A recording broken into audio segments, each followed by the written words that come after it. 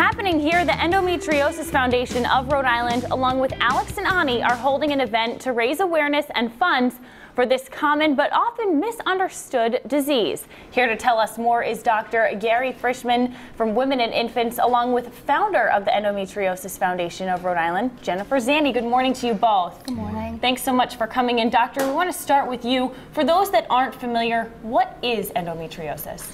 Endometriosis is a very common condition affecting about 20% of all reproductive age women and maybe 40% or more of women with pelvic pain.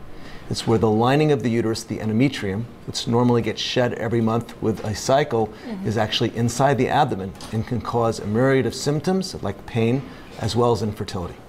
Wow. And you talked about the number of people that get this. I'm sure a lot of different families are affected. Is anyone, I guess, able to get this disease? It can affect anyone of reproductive age, anyone who's menstruating, yes.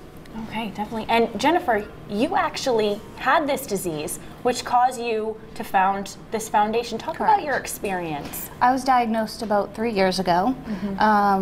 They found a small cyst inside my ovary, and when Dr. Wharton performed the surgery to remove the cyst, that's when he detected the endometriosis. I have stage 3, and it's a daily struggle with pain and, you know, wondering if you're going to be able to have children, and that's always been a dream of mine. So it's definitely difficult to deal with. Doctor, do people with this disease, are they able to overcome, are they able to have children?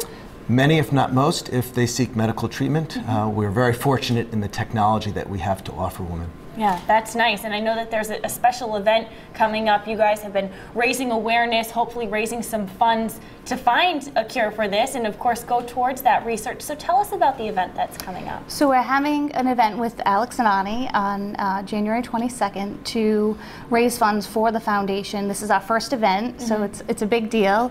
And we're hoping just, you know, to get people out there to see what it's about and hopefully raise awareness and support for women that do have this disease. And Women and Infants will actually be coming to the event with us, and they'll be sharing information packets and the such about the disease. And Doctor, you must see a lot of support as well from the families that come in with patients like this. Is that really important? I'm sure everyone gets affected by this. I think it can be a very lonely condition, and support from the family, it can be very, very helpful.